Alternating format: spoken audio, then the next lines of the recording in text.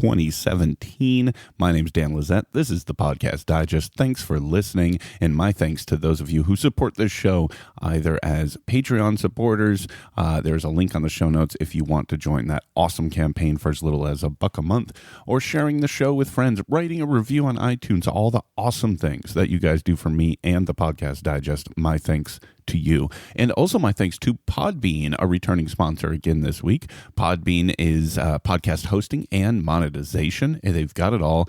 Podbean is the easiest way to start podcasting. If you go to podbean.com/TPD, you'll learn more and get the first month free. Again, podbean.com/TPD. I'll tell you more about Podbean in just a little while. But in the meantime, folks, we've got a great episode here for you to kick off 2017. I'm so happy to present this episode to you guys. But first, in years past, I've done sort of a retrospective, a look back on the prior year here at the Podcast Digest. I'm not doing that this year, quite frankly, because I've just had so many great interviews that I've wanted to bring to you guys. Most of you have probably heard by now, and if you haven't, and just joining the show right now, one, welcome. Two, go back and listen to last week's Christmas Spectacular, as I've been calling it on the social medias, with Wendy Zuckerman from Science Versus. Great conversation. What a wonderful podcaster and a wonderful person. And she's got a great show and a lot of interesting things in her story of where she started and where she is today. So check out last week's show. But I want to take just a quick look back at the previous year. 2016 was huge for the Podcast Digest. I know 2016 on the whole was pretty crappy. I think most of us can probably admit that 2016 was a pretty rough year, whether it be with a lot of the celebrities and the icons that we've lost, or whether it be the overall environment of politics and elections and things of that nature. There was a lot of meanness and terrible news and horrible things happening, it seemed like, continuously. But for last year in this show, it was pretty much the best year yet. I was so privileged to be able to talk to so many great guests, put out so many awesome recommendations, hear from many of you listening that you enjoyed, or that you found another show that you wanted to subscribe to, or that you just appreciated the perspective of my guests on how they put together what it is that we all love. So I've done some fun things this year. If you are new to the show or recent to the show, I encourage you strongly, go back and check out the back catalog. Just kind of scroll through in your podcast app, whatever app of choice that is. You know, it started on January 10th with episode 73. That was Allison Behringer from The Intern. That show is now since retired. But we rolled on from there, and I came out of the gates with some huge names, like Roman Mars and John Siracusa, Andy Ihnatko, Hillary Frank, all before the end of February. March saw me talk to Al Letson from Reveal. Reveal's getting a lot of attention nowadays because of the great work that they're doing, and I'm so happy for that, because Reveal is very, very important, and they do amazing work. The Kitchen Sisters from Fugitive Waves followed him not long, and that was an amazing chat as well. Jacob Lewis from Neighbors in the Herd. Neighbors has gone on to some amazing things since April of this year when him and I touched base. I talked with Amy Westervelt and Julia Ritchie from Range, an independent podcast that I truly love. Range is an amazing show with a back catalog that you really must hear, so check out the work that they do. Followed up with Rob Walsh from Libsyn, and Sophie Harper from Not By Accident was by June. And in July, we followed up with Matt Gorley from I Was There Too and Super Ego, and just so many great guests. The list goes on and on. I'm just constantly, I say this a lot, folks, I really stand in awe of the people I've been so fortunate enough to have spoken to. And when you scroll through the back catalog, I think you will see that it's been one heck of a fun ride. As we moved into late summer, early fall, we saw Mignon Fogarty from Grammar Girl join me. Hernan Lopez from Wondery, the CEO of Wondery, who's doing so many amazing things, was my guest as well. Danny Pena from Gamertag Radio. Boy, did he have some awesome stories from sort of back in the day, if you will. Glenn Washington from Snap Judgment. Truly one of the people I've been listening to for the longest, and it was a joy to talk to him as well. And the list goes on and on and on. So basically, this is just sort of my way to tell you that if you've just hopped on board, one, thank you so much. But two, go back and check out some of these conversations. Most of them are evergreen, or if not, at least a snapshot in the spectrum of time that was that moment for that host and that team and that show as it was becoming a giant hit or had already become a giant hit. And there was a lot of great conversations and neat stuff in there. So I encourage you to go back and check out a lot of those conversations. So it's been a blast, folks, producing this show and putting it out each and every single week. It obviously takes some time, takes some effort, but it's really been a joy. And I look forward to 2017 and continuing to bring you a lot of these great conversations. I know a lot of you have a lot of thoughts about who I should reach out and talk to, and I appreciate that, and I want those to keep coming. And I really want to put a new push this year on you guys reaching out to me. My email is thepodcastdigest@gmail.com. Probably the best way, at least long form, to hit me up. Tell me what you like. Tell me what you think I should be reaching out to, what I should be listening to and sampling, getting an idea of before setting up an interview with the host or creator. Or on social media, at Pod Digest. Twitter is my preferred social media platform. I'm also on Facebook. I'm also on Instagram. Both of those get a little bit different content, if you will, whereas Twitter is probably the primary way socially to connect with the show. But whether it be the podcast digest at gmail.com or at Pod Digest on Twitter, let me know what you think. If you really, really like an episode, let me know, and let me know what you liked about it. If there's somebody you'd like to hear me talk to, shoot me an email, hit me up on Twitter, whatever the case may be, and I'll be happy to do that as well. It's been a heck of a year for the show. I'm really looking forward to next year, and there's some great stuff coming. I give you my word on that.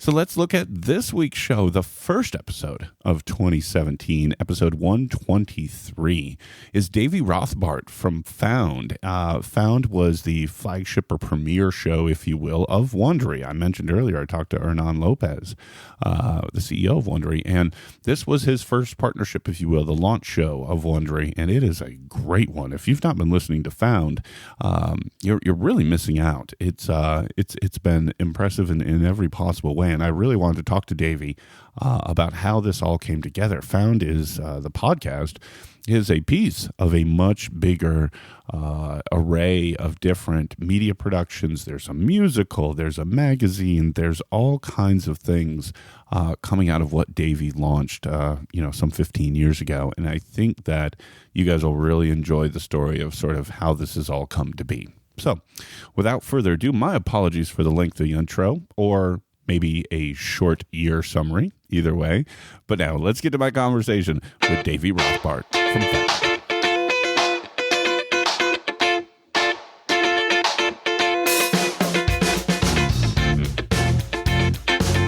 All right, folks, and as I mentioned up front, my guest this week, really excited to talk to this gentleman. I've heard about his show since the summertime, been a regular subscriber and listener ever since, and boy, does this guy got a story to tell. Lots to talk about.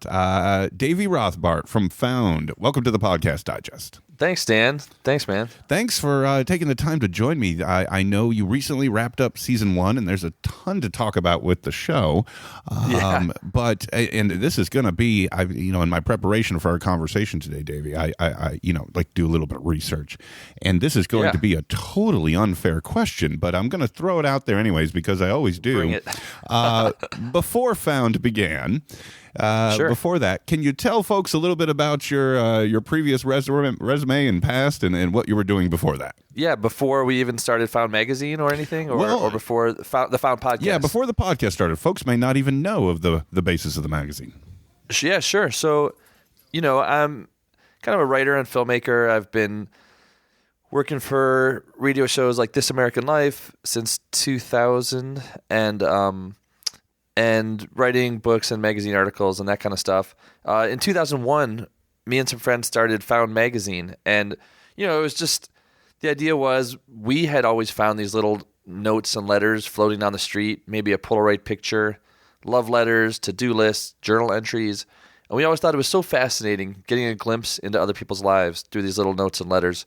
So we put together basically a zine, just scissors and tape, copied at Kinko's, and as it kind of caught on, we started printing more and more copies, and it remained kind of zine style, but it kept growing. And my brother Peter and I would do 50 state tours, where we'd share these finds with people. Some of them are just hilarious, some of them are heartbreaking. In fact, the note that started the idea for Found in the first place was one that I found on the windshield of my own car. And my name's Davy, but there was a note in Chicago late one night on my windshield, a note addressed to Mario. So I was like, all right, well, what's this all about? I opened and read it. It said, Mario, I effing hate you. You said you had to work, then why is your car here at her place? You're a liar. I hate you. I effing hate you. Signed Amber.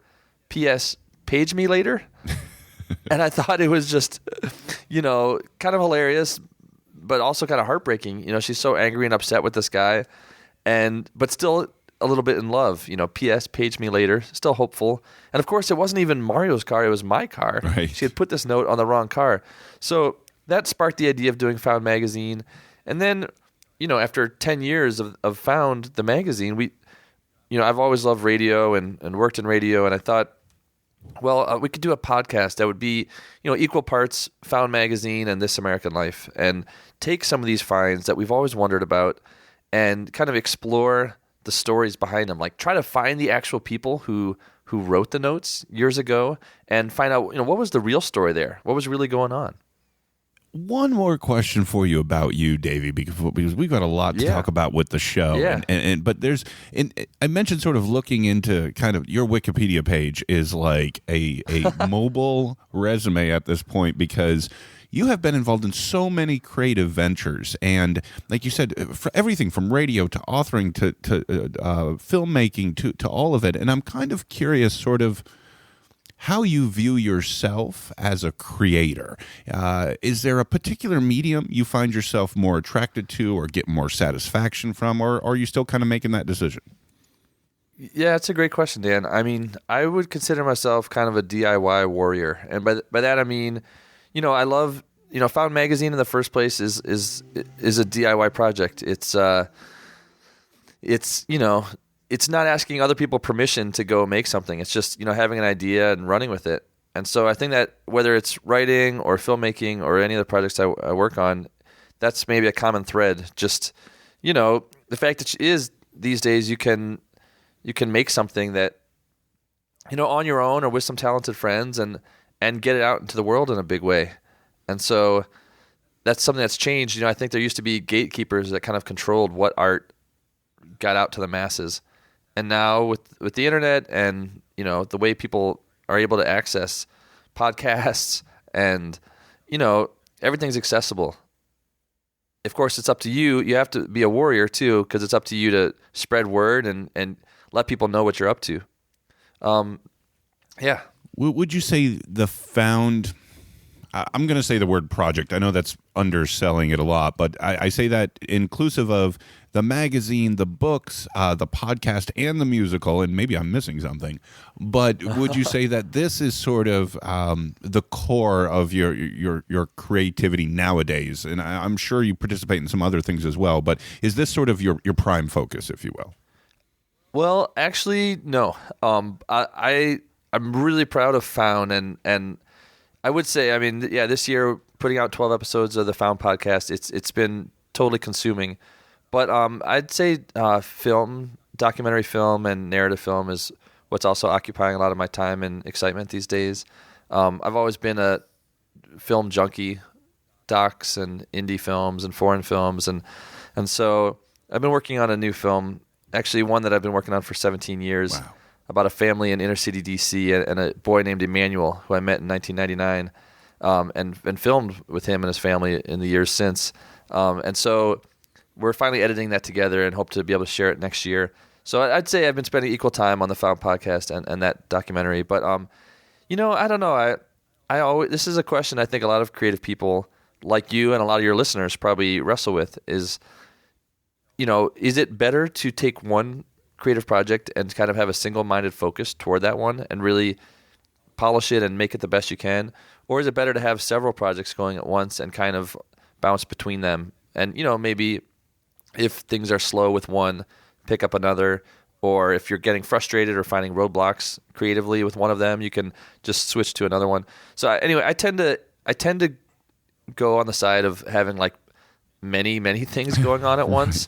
But I actually don't know that that's the best strategy, and I sometimes am jealous of and kind of admire friends of mine who are very singularly focused on one project. I don't know. What do you think? I don't know. I'm fascinated by it, which is kind of why I'm poking in and around this kind of topic, because looking at all that you've done, I'm curious by. I've been guilty of in the past kind of snagging on another project. Right? I've got a regular old boring day job, but for 17 years I've also been a mobile DJ. 2.5 years ago I picked up this podcast, and I've actually had ideas to start yet another podcast because I've got something in the back of my head burning. And yet you always kind of question up against the limits of time and family or other obligations, and I've always admired / had a curiosity about those who kind of find a way to make all of their creative desires kind of mesh and work together. Yeah, definitely. Well, I think like anything, there's sometimes the grass is greener, and sometimes there's unseen sacrifices. So, I'm able to sort of embrace all of these different creative projects at one time, but I don't have much of a social life. 'Cause I'm, What's that? Outside of there's social aspects to working on these projects, but I'm missing a lot of friends' birthday parties and weddings and family events and stuff like that. So a part of me aspires to having focus more on one project and then having a little bit more of a life. Well, maybe, right? Let's talk about what I'm calling the Found Project. Let's talk about sort of its launch over the summer, and I'm kind of curious. You guys were the original Wondery show. And Hernan Lopez, CEO of Wondery, former guest. I talked to him back in September, and we talked about Found. Love that interview. Yeah, we talked about Found a little bit. And I was sort of curious to get your perspective of this process. Now, you had a background in radio and podcasts, obviously, This American Life, and all your other experiences. What was the conversation about bringing Found to the podcast format? Sure. I mean, I think there was a couple phases of that conversation. One was, what will the Found show be? Creatively, we love Found magazine. Hernan, obviously had excitement about it, but there's a lot of different ways you can treat the material and tell these Found related stories. So I think just figuring out what the show would even be was a big question and something we spent a lot of time. Mostly Julia Smith, who's our amazing producer. She and I spent a lot of time in the spring and the early summer before we had recorded anything for the show, just trying to figure out, what we wanted the show to be. And we were helped by Ben Adair, who's kind of a podcast and radio legend who, also helped us shape our thinking. But it's also been an ongoing conversation with Hernan and other members of the team, over the course of the fall. And, we've thought a lot about, and we've also experimented a lot and decided, there's not just one formula, and you and I, I'll enjoy talking about some of their specific episodes, but while they've had certain structural similarities, they've also been pretty different. And then of course the other part of the question was, who is the best partner to help us bring this show into the world? And Wondery was just starting out, and we were in touch with Hernan Lopez, great guy, really passionate about podcasting and just really knowledgeable. And so he was really a perfect partner and Wondery has been great because, they allowed us a lot of creative freedoms while also, contributing ideas along the way. So it's been a good partnership. Yeah, and I think it's in my conversation with Hernan a few months ago, we talked about, and I mentioned at the top of our conversation, Davey, the first time I ever heard about Found was the what I consider to be a great marketing launch or a great marketing installment before launch at Podcast Movement. With sort of the printouts of everything beneath the chairs and so on and so forth. And totally, that was fantastic. Yeah, I thought that was. Hernan's he's innovative. He's really he's. I mean, I think his passion and authentic love of the medium shines through. So, And then he has really good ideas about how to introduce podcasts, not just to people who already listen to podcasts, but also how to broaden the audiences for podcasts, period, which is, another great way to, if you want to build an audience for a particular show, not just reaching out to podcast listeners, but to, people who are new to podcasting. Because, although there is such a large and growing audience for podcasts, there's still a lot of people who are just starting to dip their toes in the water. Yeah, and that was a great place to do it. I mean, it was really neat because we were all comparing which ones we had underneath our chair, and it definitely started it. And I was that experience made a point for me to stop by the Wondery table and have a conversation about things that were upcoming. And then I had my eyes and ears peeled for when you released Found. And I was on board pretty much from episode 1. And it's rare that really anyone can jump on something on episode 1. Usually it starts, then the word spreads, and you hop on the train at some point. So well, that's awesome. I'm glad to hear that was so effective. Yeah, I appreciate what how hard he's pounded the pavement for all Wondery shows and also for Found. Yeah, it was awesome. So you guys start to zero in on sort of what this is going to be. Let's talk about the production a little bit. How do you select which items? Because I can't even imagine. We must be dealing with thousands of Found items since 2000, 2001, right? But between the all these years. How do you start deciding what starts to become an episode? I think, the first stage was just me, Julia, a lot of the other people who are involved with the Found podcast, which is, members of the Found musical team like Victoria Lang and Eva Price, Jamie Salka. Lee Overtree he's the director of the Found musical, but he probably knows the finds as well or better than I do at this point. And so we basically just had everybody look through the magazines and the books and said, which Found notes would you be most excited to explore and to try to maybe even find the people who wrote them and find out their true stories. And, certain notes just leap out at you and of course, one logistical sort of aspect that's important is, which of these are traceable. And look, not every Found note, like episode 12, which was our final one called Spiders and Trains, it was based on this really intriguing note. A guy is comparing spiders and trains and saying they're both hard workers. They both get bum deal reputations, but we'd be in trouble without them. There's no way to find who wrote that note because there's no name on it or anything. So some of the notes we explore just the themes behind them. But many of them, we actually found the people who wrote them, even if the note was written 10, 15 years ago. And so, making sure there was some clue, some way that we might be able to track down the person, that was an important aspect. But, at the end of it, we had a Google Doc going between us all. There was about 40 ideas for potential episodes. And out of those 40, we just kept kind of exploring them, bouncing around. How would we shape an episode around this note? I think probably of those original 40, maybe we made 6 of those. And the other 6 were ones that kind of popped up to us over the course of the season. All right. Unfair question, Davey. Here it comes. Hey, bring it. Got a particular favorite or two from the first 12? I do. Perfect. I really do. I'd say I have three or four favorite episodes that I was most pleased with. The first episode is called The Asian Oprah, and it's based on this letter that was found in Los Angeles 15 years ago. This guy named Jet was writing these letters apparently to production companies all over Los Angeles, kind of pitching himself as the Asian Oprah. He said he wanted to be like a mega famous TV talk show host.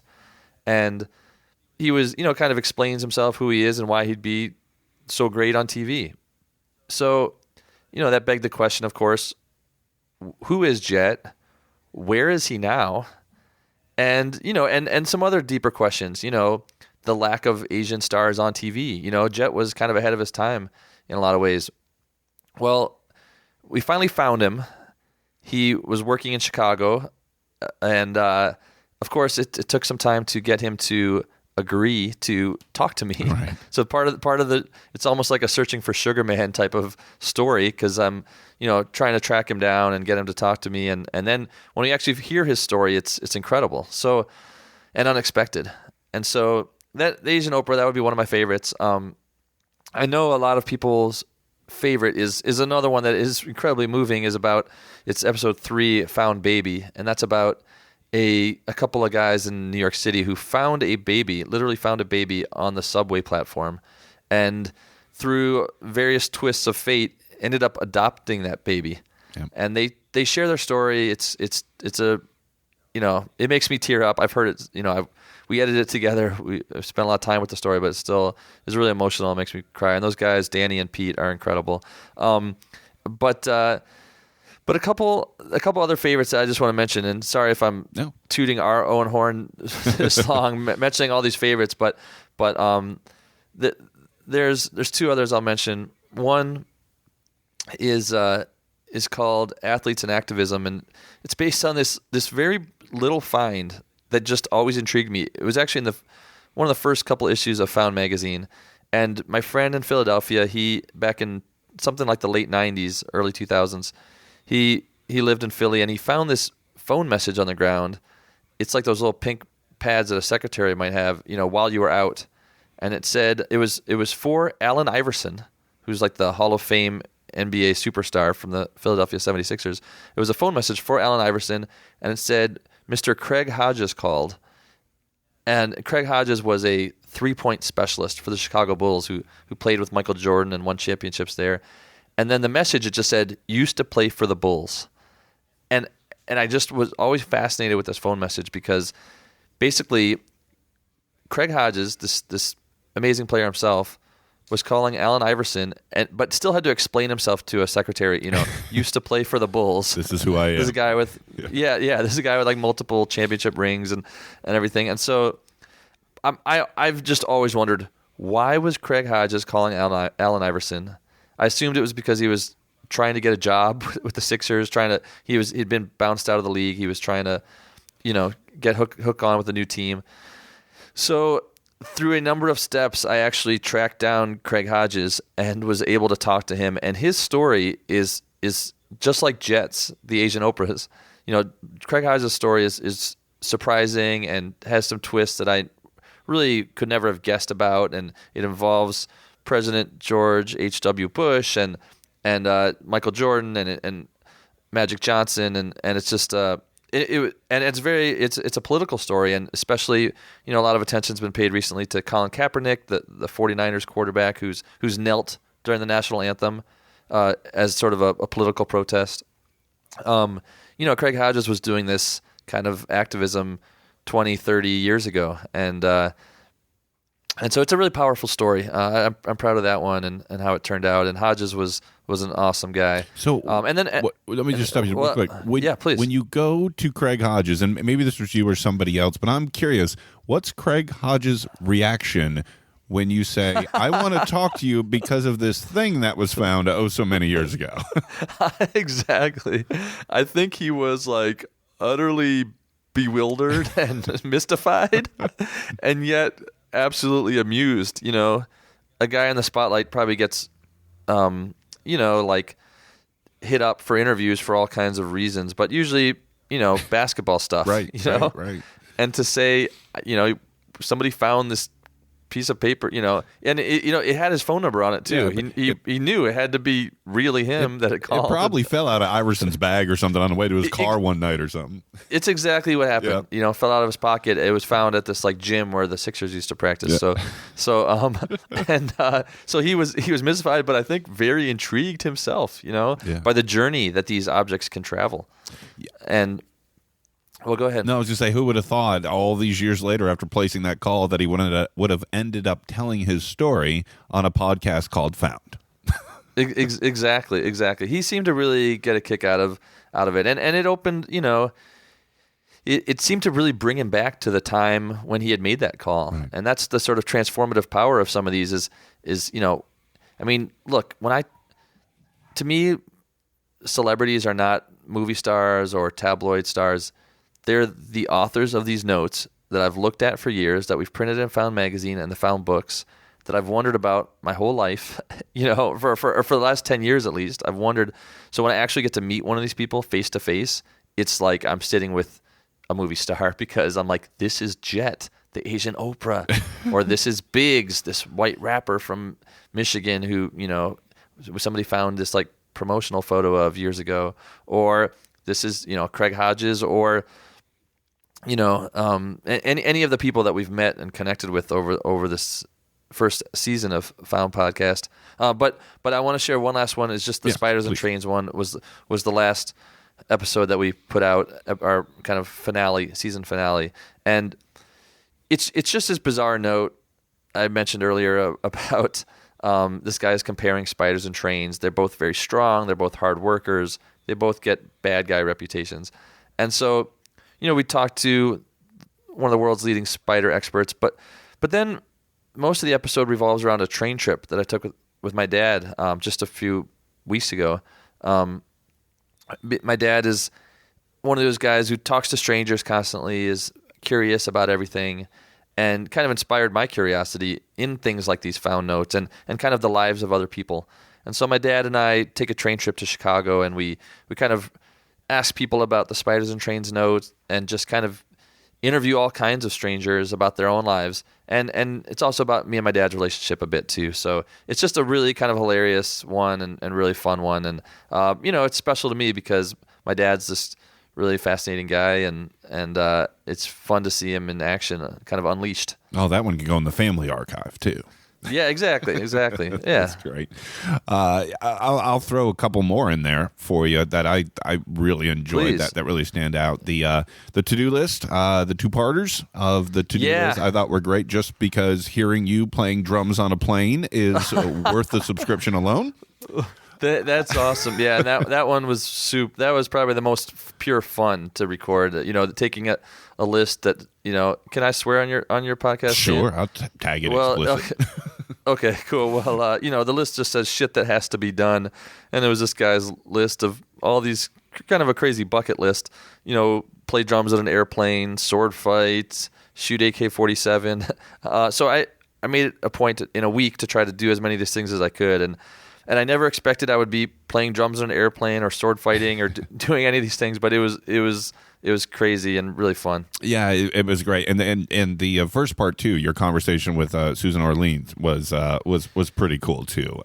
She's fantastic. She's the woman who wrote The Orchid Thief, and she's a great New Yorker writer for like 25 years. I love her writing, and she's just such a thoughtful person. She talked about the magic of to-do lists and why she's such a to-do list maker herself. Hey folks, let me just jump in another quick moment here and tell you about this week's show sponsor. I mentioned them up front. It is Podbean. My friends over at Podbean offer great podcast hosting and monetization. Easiest way to start podcasting, folks. Podbean will give you all the tools that you need. If you want to launch a show, you need a few things that are absolutely essential, right? You need RSS and iTunes support, okay? You have to have that. Of course, Podbean offers it. If you've already got a show, though, they can help you import it or redirect it to migrate your show to Podbean. If you've got a website, perfect. They can integrate it with your own existing website. If you don't, but you want one, and believe me, it's good to have a website with a show. You can get a blog-like setup, all included with Podbean. It includes customizable themes, colors, etc. You're going to be able to share your show through Podbean automatically to all the socials, and with those will come some quality embeddable players. You put them on your websites, or if people want to feature those on their websites, it's all available through Podbean as well. They also offer all the mobile applications you need, the big two, Android and iOS. That application support is there. You will join their online directory, and there'll be some promotional opportunities for you as well, that Podbean may be able to feature your show or include it in some lists and get the audience in the earballs on your show. They, of course, offer comprehensive podcast statistics. I say it each and every single week, folks. Statistics are huge, and if you want to try to grow your audience, you need to know sort of where you are this week and where you want to be next week or next month, whenever the next episode comes out. And Podbean's going to give you all the tools to monitor that, who's listening, how much, and how to grow that. And they can offer integrated monetization tools. You can offer certain episodes as premium content. They've got a full-blown advertising platform that I am familiar with personally. personally, and it's great, and it's super easy to use and very easy to set up and solicit for potential advertisers and go forward with that end of the show if it's something you're interested in, and as well as their own patron program, and all of that is available through Podbean. Strongly encourage you to check them out if you're an existing podcaster or thinking about starting your own. Podbean.com/TPD. You will learn more. You will let them know you came from the Podcast Digest, and you'll get your first month for free. What could be better? Check out that special URL. It'll let them know that you came from the show. And I can't thank them enough. So personally, thank you to Podbean for supporting the Podcast Digest and for you guys for checking them out. Now, back to my conversation with Davy. There's so many great things out here. I mean, and I've the live episode holds a special place as well because it was right around that time when, and I know she's an old friend, but the whole world, podcasting world, was talking about Starly and all that. That's and right. It was right in that same time window this came out, and it was great to hear from her, and it was a great sort of setup that you guys had on stage there, and that was different. Obviously, you talked about the experimentation with the different episodes. I thought it fit in great, and I really enjoyed it. Yeah, well, I'm really happy to hear that. Yeah, Starly, she's been a friend since 2000 when we both started at This American Life at the same time, and I've loved Mystery Show, and she actually was there. She helped me put the first issue of Found magazine together, so it was a very natural to have her on the show and talk about some crazy love letters that we've received, some crazy stuff that's been found over the years, and she's a great guest. She's just a thoughtful and just really funny person. So it was fun to do a live show. Yeah. That was also really cool. It was. I mean, the whole package is great, and we could, go on and on and on about all the episodes. It was a lot of fun. But listening through this whole first season, and I'm going to ask you about the future in just a bit. But first, let's get a little geeky on this because I've always estimated maybe half my listenership is other podcasters. So, talk to me about your role and the team's role and sort of what the production is like. So, you've made the selection, and obviously you're hitting the field for interviews. Then, how does this all come together? Yeah. Well, yeah, we kind of figure out a story we're going to go after, and then, I'll go out in the field. I've got, this nice recorder and microphone, but nothing too fancy, something that anyone could pick up on eBay I collect a bunch of interviews. Occasionally we'll record an interview in studio over the phone, but usually it's, at my dining room table here.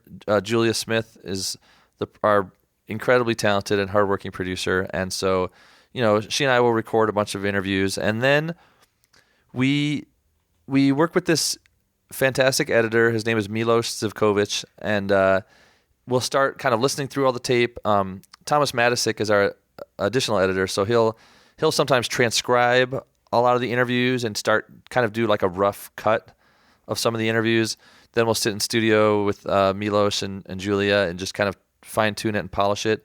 And then usually Julia will write some kind of temp narration. We'll talk through the ideas behind the episode, and she'll kind of write some temp narration, and then I sit with it and kind of try to flesh out the narration and tell the story basically.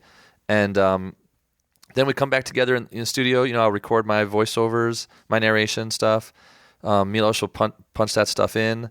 And then we'll kind of listen through it together, me, Julia, and Milos, and we'll get feedback from the rest of our team. Hernan Lopez is, to his credit, he's just a really hands-on guy. He'll listen through to rough cuts and make specific suggestions. He's very hands-on. It's really awesome to have someone who's cares so much about this stuff. And and then we'll keep doing many passes, keep fine-tuning it. There's I think it's F. Scott Fitzgerald who said, I would have written you a shorter letter, but I didn't have the time. So, one of taking an episode from an hour down to 40 minutes or whatever the right length for it, that's sometimes the most delicate and time-consuming part of it, because you're really just, can I cut out a few words here or a minute here and, have it still work. So it's just the more time we have to work with it, kind of the tighter we can make the piece. That said, we don't like to sand off all the rough edges. We want it to sound like people talking to each other, and which it is, and not just, make it sound too perfect. So there's a balance there for sure. But I mean, it's it's an incredibly time-consuming process and labor intensive, and putting out episodes every 2 weeks. I mean, it's been like sprinting a marathon. I hear that a lot from people. Yeah, but it's also been really fun, and like the stories we've been telling have been really exciting. Layering in the music is one of the final touches, but a lot of my friends over the years, I love music. A lot of my friends over the years are just really talented musicians. They very graciously allowed us to use a lot of their songs in the podcast, and I love hearing some of my favorite songs, the instrumental versions, behind some of these episodes, and so it's really collaborative, but definitely, like, I'm kind of in awe of Julia and Milos and kind of how much they care about this, because you need people that care to make something really excellent. So I've always thought the editing stood out too. I always thought that the end product has come out really, really well. I'm kind of curious. One of my big sort of themes of this show is kind of taking people behind the scenes. When you guys launched, how many were in the can at that point, and sort of how much were kind of produced in stream as you went forward? Well, that's a great question, and to be honest with you, none were in the can. Oh, wow. Each episode was done within each window? Yes. Oh, man. Yes. So that's why it's been such a hectic fall, because we finished the first one, an hour before we had to go live with it. And then the clock, we celebrated for 5 minutes, and then we knew the clock was ticking on episode 2. So wow. Along with, I've had some of my filmmaking projects in motion too this fall, and so it's been really chaotic. I mean, I would suggest to people in general, like, I think, and another way to do things is to have some stories in the can already, right. And before you start releasing, it happened, we made it work, but would we have liked to have had more time with some of the episodes? And might we have explored? Are there some stories that we weren't able to explore just because we saw that it might take too much time? Yes, So I think having some in the can first is always a good idea. But somehow, thanks to everyone's generous time and energy, we found a way to get an episode out every 2 weeks, and I'm proud of the results. Absolutely. I had assumed, which is why I'm glad I asked, because that makes looking back at this season that much more amazing to me, when you're like, wow. Oftentimes you would hear on like a 12-episode run, 6 were in the can, we were working on the last 6 when 1 came out, that type of thing. Well, it's true, because I mean, for normally a This American Life piece of this length, it would take about 3 months to assemble it, right? And so to do 12 in a row with 2 weeks at a time, I mean, is kind of an insane feat. Well, but some crazy feats. I'm not sure if you should be proud of them or just or question your own sanity. Well, it leads me to the next question. We've talked about this was a recent wrap on season 1. The fact that it's a 1 begs that there will be a 2 at some point. Is that safe to assume? Well, I would love to do another season, and I know there's been a lot of discussion about that. I think it's just a matter of, there's certainly a lot of stories that we still want to explore. I told you about our initial list of 40 stories, mm-hmm. and there's a handful, I'd say 4 to 6 of them that are especially close to my heart. Finds that I've always wondered about, ones that we've, begun exploring or thinking about, and that just we know would make for incredible radio stories. So finding a way to get those stories out is definitely something I'm really excited about. Safe to say at this point it's in discussion phase. Is that? Yeah, okay. Yeah, definitely. So, I think it's likely to happen. Right, but let's assume for a second the details are still being resolved. Understood. Yeah. Let's assume for a second it's going to be a go. Do you and the team approach it a little bit different, or is this now kind of bred into the culture of Found that you're doing a 2-week sprint every time?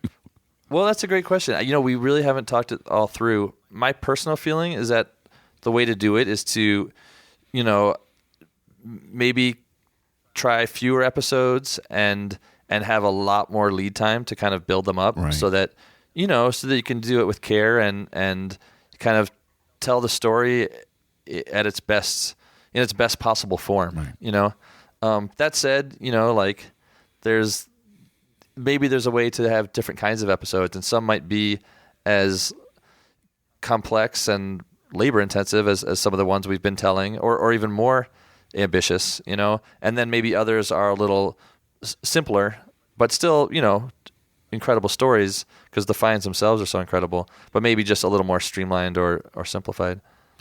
It'll be interesting to see, and I almost will feel compelled to check back with you and see how you guys did 2 versus 1. Well, that'd be fun, yeah. Let me hit some random questions for you, Davey, kind of in and around the show.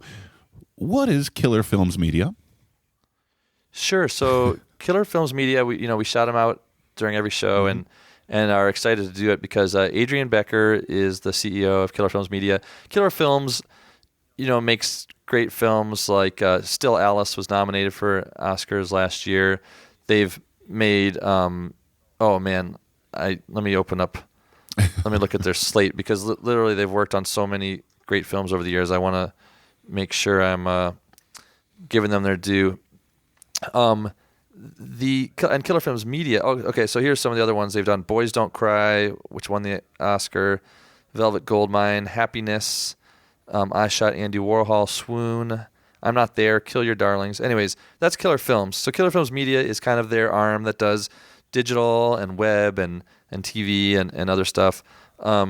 Adrian Becker's the CEO. She has been a big supporter of Found and the Found musical, and she has been one of the executive producers for the Found podcast. So she's just kind of a warrior who helps us get the show made. Gotcha. I was always wondering kind of how it all interconnected. I'd done the Google before on it, but I was curious how it related with what the podcast we're hearing as well. So she executive produces it. Yeah. Adrian Becker, along with Victoria Lang and also Eva Price and Jamie Salka. That's the Found the Musical team, and they've been creating this amazing Found musical over the last few years. That was my next question. I wanted to hear that story. Seems headed to Broadway. Like they showed at the Atlantic Theater last year, which is David Mamet and William H. Macy's beautiful theater in the West Village, and then it was in Philadelphia this fall. And they're planning to bring it to Broadway, and so they know the Found world. The creators of that play have been really involved in the Found podcast too. So like Eli Bolin is the composer who helped create the Found musical, and he added songs. You heard songs at the end of some of our podcasts, little ditties that he did based on some of the Found notes. That was all Eli's work. He did some of the scoring. Lee Overtree, who I mentioned, he's the director of the Found musical. He just knows the Found world so well. He knows the notes so well. So he helped us throughout the season. So it's really kind of awesome to have so many voices kind of weighing in, giving us ideas, and helping us just push the ball forward and, get the resources that we needed to, make this happen. And of course, Hernan Lopez was a big part of that too. I got to ask, Davey, is there at a point in this last 15-year ride, 16-year ride, since you found that note on your car, that you just got to pinch yourself and ask yourself what is happening here? From this idea has turned into a magazine and a book and a podcast. Now there's a freaking musical going on Broadway next year. I mean, at some point, do you ever sit back and be like, I can't believe any of this? Yeah, I mean, all the time. It's sort of ridiculous. I think there's been a lot of individual moments that were probably the craziest ones, along the way. I think, I grew up reading the New Yorker magazine, so when I saw like the talk of the town, this is just a couple years after we started Found magazine. I saw like one of the talk of the towns, and it was like, me and this New Yorker writer, Tad Friend, like walking around picking up Found notes. That was probably the first pinch yourself type of thing. And, like being on Dave Letterman's show a couple times, definitely it was like a thing where I was like, this is absolutely bizarre, like, cause it really was just like a zine, like any other zine that made with, scissors, tape stapled together, So the idea that people were responding to it in such a powerful way was shocking but really exciting, and I think really mostly accidentally. I kind of just, it was a happy accident. This is a community art project. It only exists because thousands of people around the country and across the world like send their finds to us, and it just happened that this little dumb idea was something that really resonated with people, and people are hungry for truth. They're hungry for, we are voyeurs in a positive way. We're surrounded by strangers all the time. I think we're curious to understand what other people's experience of being human is like. And that's what these found notes give us in such a powerful way. They are so true.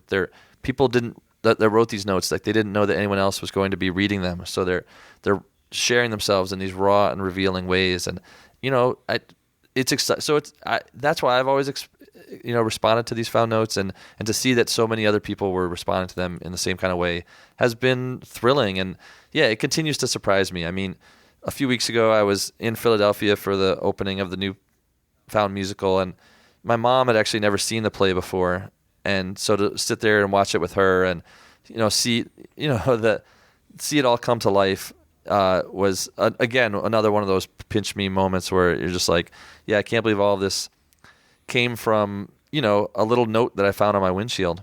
And then again, like along the way, there's years of hard work and, pounding the pavement. My brother and I, for 10 years, we would hit the road for months at a time, sleeping in a van, in one city after another, Des Moines, Iowa City, Omaha, we'd go to 100 cities every year, sharing these finds and our love for these sort of magical notes with people in a very like one-on-one setting. And, I think, there's been a lot of, that's where the warrior, I talked about DIY warrior, that's where the warrior comes into it. It's a combination of the luck and happy accident that people responded in such an exciting way to this stuff.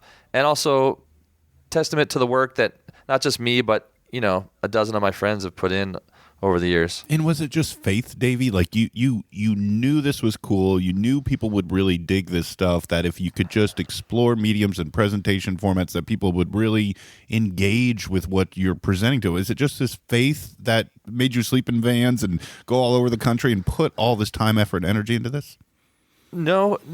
I think I really had no idea, especially at the beginning. I think it was a couple of things. One is, it was fun. Right.